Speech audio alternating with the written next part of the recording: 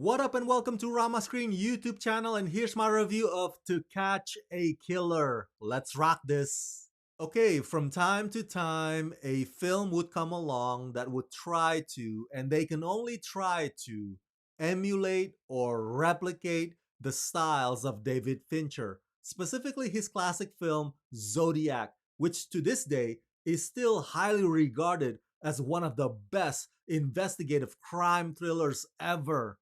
Do you remember that recent Boston Strangler movie? Yep.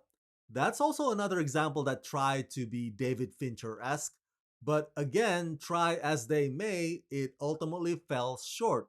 And now, To Catch a Killer has joined that group, and in this case, the catastrophe level is significantly worse. Despite some of the perceptive direction by filmmaker Damien Zifron, especially with the mass shooting scene that I think is very eerily pieced together, To Catch a Killer suffers from a script that wants to bite off more than it can chew in terms of its socio-political commentaries.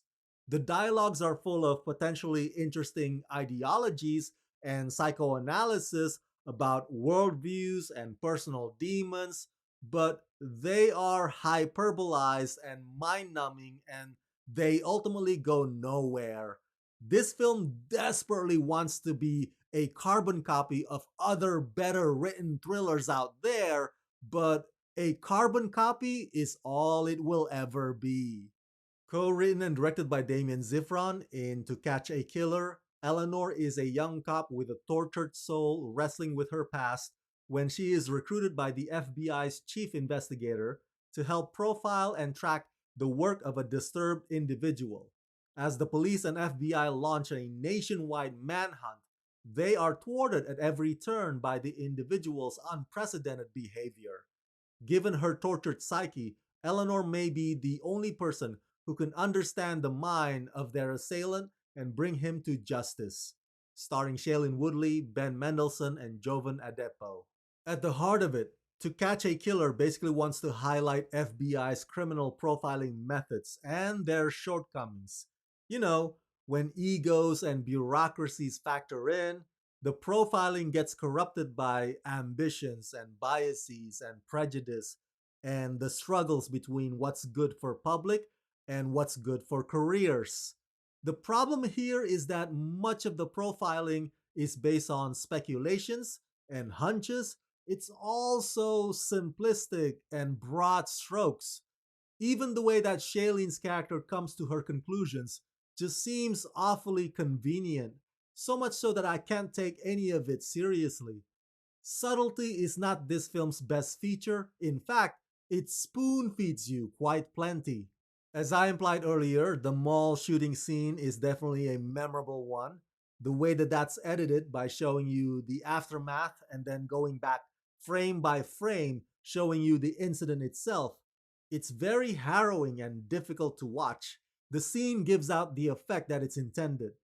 This movie definitely has its fair share of shock value that's mildly strong enough to keep your attention, but the overall tone is gloomy and heavy. It's the story of two FBIs and one cop who keep hitting the wall every time they make small signs of progress. As far as the performance goes, it's a missed opportunity with Shailene Woodley. Obviously, To Catch a Killer wants to make her character Eleanor be the equivalency of Clarice Starling, but that effort gets muffled by the drawn out preachy material. So Shailene's performance gets held back by that and is unable to actually become remotely great. Ben Mendelsohn, with his raspy voice, just comes across as nothing more than a walking caricature. Between wanting to be Eleanor's father figure and her mentor and her boss, Ben's character just looks very indecisive in his tough love approach. Now, I won't reveal who the killer is and what his motivations are, but just know that leading up to that point, and even when you get to that point, this film is riddled with speech salad after speech salad after speech salad about big talking points of relevance. But the script just could not come to anything clear about what it really wants to convey. So, overall, I give To Catch a Killer the rating of 2 out of 5. I mean, if you still want to watch it, then watch it at your own peril. But I personally do not think that this film is worth your evening.